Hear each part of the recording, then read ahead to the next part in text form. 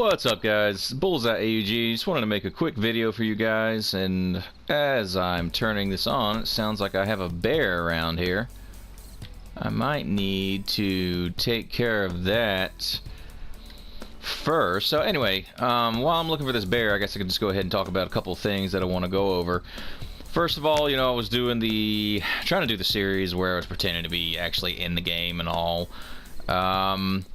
I didn't get any negative feedback from that, or positive, but ideally I think I'm just going to move on to straight playthroughs, mainly because that game was corrupted after I found a really nice city in the random world, which can be hard in the random world to find one, and at the time I didn't know you could recover corrupt files. It is kind of like a bug in this game right now.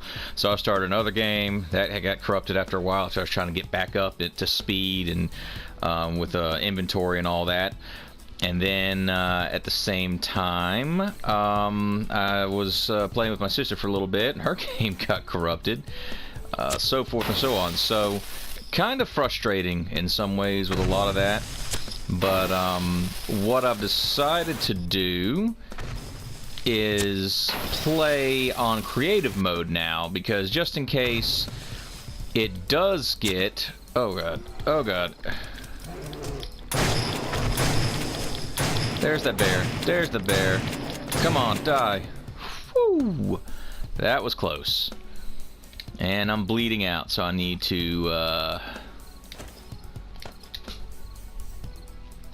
use a health kit. There we go. Alright. I'll skin him later, which you do need a knife or anything. It's pretty easy to do. Bears are great for hides and all that. So that's the first recommendation I would actually make. If you have gotten far into the game already yourself and you don't need this tips and tricks I'm going to go over, that's fine. And but if you are getting started out and you have had problems with your corrupt files, I would definitely recommend going creative mode right now, and you can kind of pick and choose how much you want to quote-unquote cheat with that. Now this is a house I found randomly. I did novice game this time because it's a known map and you can look up points online. So I got lucky and found this little place, which looked like a great spot to build a house because it's low ground, low to the ground, which means the zombies, when they do start coming after you, won't necessarily burrow through. It's got this town over here, which I think is called Dursville. I got a farm to pillage corn and all that, and I know that there's a nice little lake area over here, a little peninsula kind of thing, and I'm going to probably make a lighthouse or house in the future. So this is going to be my house slash last ditch effort place. I'm actually going to build my zombie killing fort over here. A pit of doom. I don't know exactly what I'm going to do. I've got some different ideas. And right now I have zombies turned off so I can just build and talk. So let's go over a couple things. Whether you're doing creative mode or not, one that you're going to look for, steel is of course going to be like your top end. It's got the most hit points, got several layers you have to go through, so it's going to be the hardest for zombies to break. Unless you're doing creative mode, that's probably going to be your in-game kind of stuff. But you can make, these are called quarters. Now this is a steel quarter, and they do make concrete quarters, so once you get your forge and your cement mixer going, you'll be able to do this pretty, after probably your first couple of hordes or whatever, maybe around day 14 even, if you work hard at it and go for the things.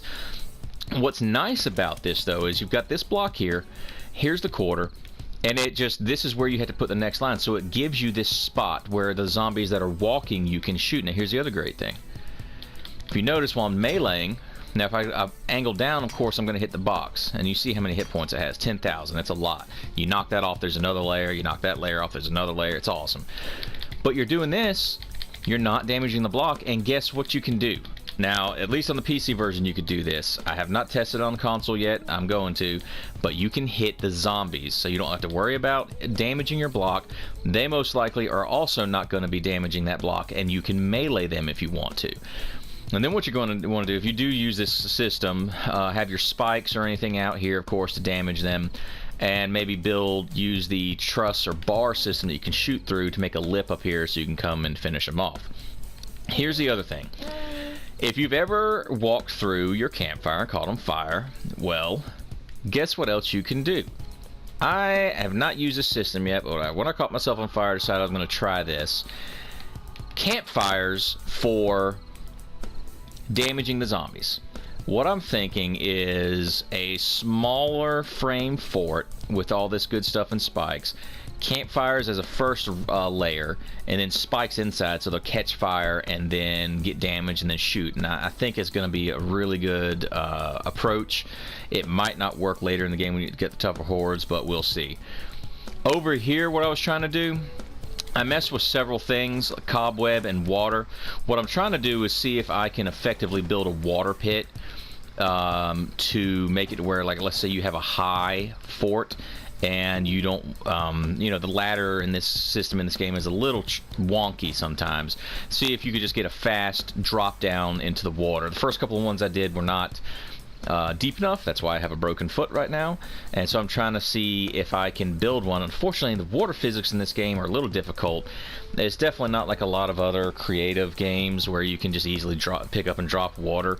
You have to kind of mess with it to get it to work. And then I noticed something. Now, I know in the PC game you could actually make water elevators really easy by just having like one block open, put the water in there, it would come down, almost like in Minecraft or an object. Can't seem to get it to work in this game. Don't know what I'm doing wrong, but I did notice when I put some water down, if you hear it, I've made a running water source. So if I can figure out how to do that higher up, and it might take a little more building, and if anybody else has figured it out, let me know. Or if you base off of this and figure it out, let me know. I know down there I basically burrowed out and there were some edges to the walls, so maybe you need a natural wall with a little bit of an incline to create a waterfall effect, because it was just one bucket that I put down that did this, and you can see the running water in there as well. So that may be a very real way to make a waterfall that you could then swim up. It does work to swim up the water still, so I just got to figure out how to do it in the air coming down to where we could have a cool water elevator that the zombies wouldn't be able to do. Because as of right now, I don't believe zombies can swim. They walk through it but not swim, and so it could be a cool feature. One thing I did want to point out is that I've heard that they're coming in with a breadcrumb system, meaning that as the zombies are chasing you, you know, they'll follow your last steps, kind of your scent or whatever. So moving on, let's talk about some glitches and in the game. Mini bikes. Try to limit yourself to one mini bike in your game. I've heard across the board and experienced it personally myself. You have a bunch of mini bikes going on. It can really lag your game and possibly crash it. I think that goes for even augers and other mechanical equipment. If you're in your game by yourself, you're going to be okay. But I was in a game with my sister and a buddy of ours. We were all using augers going to town, and it was really lagging the game out. It didn't crash it, but I have a feeling it could in the future.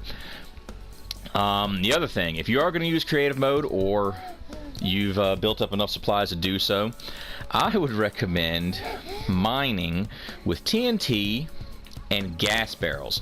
Now, you have to be careful. You can't necessarily do it with pipe bombs and TNT, sticks of dynamite. You have to use a lot of them, and it's also more dangerous because you have to light them and throw them instead of just being able to place one down and then shoot it. You can actually, I'm not going to do it right here.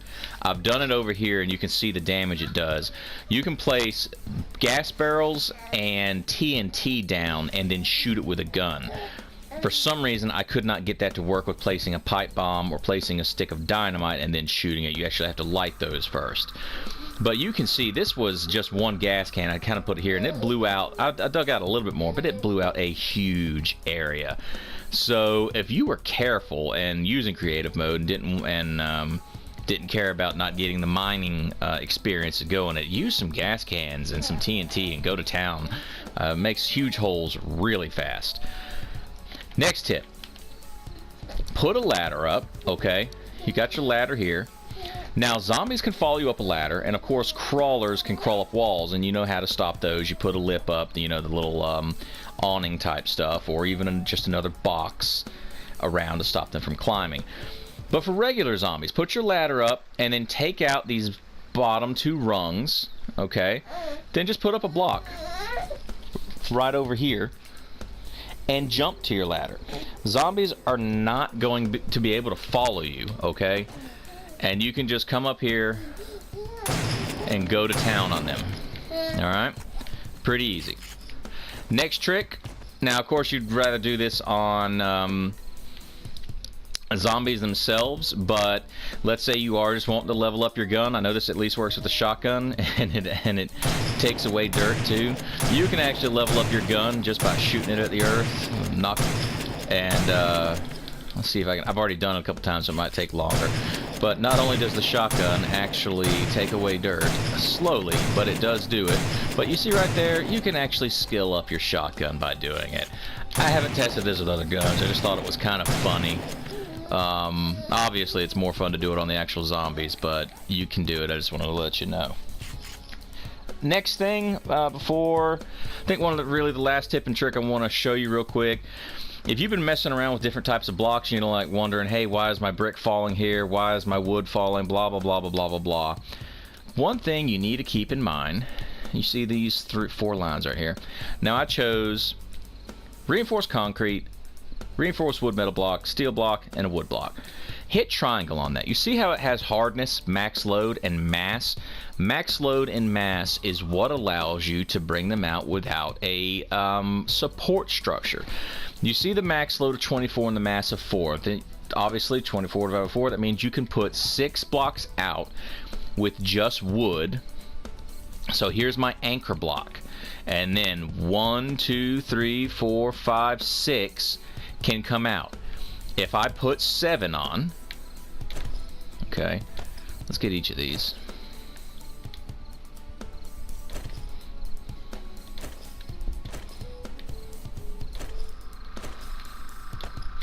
If I then come over in here and put 7, it is going to go beyond the weight that block can handle without another support down here, and it falls. Same thing over here, steel, okay? Steel has a max load of 320 and a mass of 20. So you can essentially get 16 blocks out before you need a support. That being said, the game's not perfect. It's still a little glitchy, even though Telltale didn't tell us this was an alpha necessarily unless you research it, and didn't tell us this was kind of an unfinished game. It is. There's bugs in it. And it doesn't always work perfectly, so I'd recommend only coming out, if you have enough resources to make your own steel blocks, only come out to about 14 or 15. This one, I think I actually did get it to 16, but when I was doing it before, I got it to 14, then 15, then when I put 16 to 15, and the 16th block fell off. But right here, I think I went to 15 on that. So we come out. Look at this. Alright, that's actually going to prove me wrong, because I don't think I was 16 out. I think I'm more than 16 out. You see, the physics are not always perfect. We're more than 16 out, but as you saw, it did reach its limit to where the last 2 are falling off. That's interesting. That's something they're probably going to fix in the future, but look how long. Not only are steel blocks incredibly durable, but look how long you can make that before you need a support. I mean, that's just awesome. You could really do some base building. And think about that. If you made your post out of steel blocks and then went with wood that only has a mass of 4, you could make some incredibly long structures. Now, one thing to keep in mind, when you're going 6 out or 16 out or even 20 out, that's total weight. So you might go 20 this way, or you could go 10 out and then make like a little T, you know, 5 to the right, 5 to the left. That would still add to the maximum weight. And the same with these other blocks. Concrete comes out to about 7. So basically you just look at the max load and how much the block weighs, divide, and it lets you know how many theoretically you can go out before having to have a support. Very useful for building. I hope that might help you in determining how you want to do your structures. And obviously, if now I bet the game's going to prove me wrong, but obviously if the wood is max load is 24 and these steel blocks weigh 20, then I shouldn't be able to place another one, and I can't.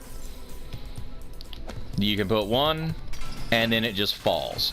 So be mindful of that when you're placing different types of blocks onto a weaker block, if you will. Try to stick with the same type. Hate to cut myself off, but I wasn't saying anything important past that anyway. Last thing I want to show you is right here. When you're starting out and you have the starting house near you, here's a little trick. Once you make your first axe, come in, find the metal plates in the house. You're not going to be able to get through the metal plate yet, but just break the wood near them and bam, hidden treasure underneath. A lot of times it could be a full gun plus ammo, but if nothing else, it is useful parts. Look for these plates in all sorts of houses, not just the starting house. You'll find them in neighborhoods and other starting houses, just all over the place. Mine the blocks around them and look under to find bags and purses. That's it for now, guys. BullseyeAUG, wishing you a great weekend. Have a great day. Hope you enjoyed the video. Please like and subscribe, and I'll see you later.